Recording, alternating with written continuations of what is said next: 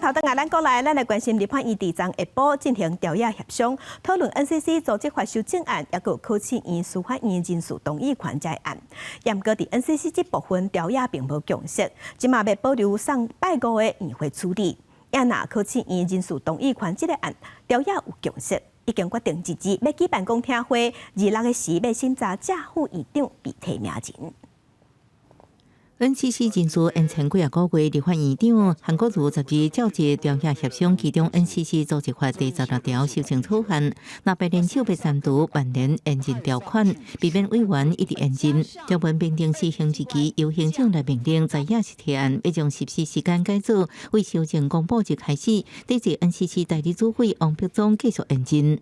非常遗憾的是我觉得行政院，真的小动作太多。对于立法院所通过的条文，那到现在呢，没有去把它明定而且呢，让这样的一个法律条文无法实施。那这礼拜五院会已经排上去了那当然，我想这个院会会处理这个案子，以总统公告3天生效为基准点，这样就可以了。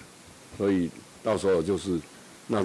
那这样的时候，可能要再补提名嘛，那后面照程序再来嘛。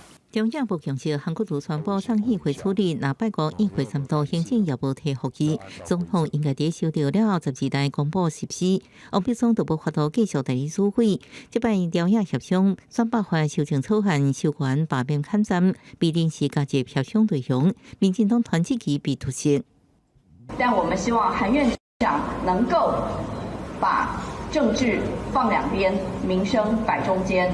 选罢法今天不应当为了过水而过水。我们不断的收到更正的通知，好像一直往上面加码的，不是只有中国国民党，民进党自己也提了新的案子另外，考试人事同意权限，国党团向提名人提问问题数量调解达成共识无设限制。各地自治公听会日审查考试院正副院长被提名人案。记者综合报道。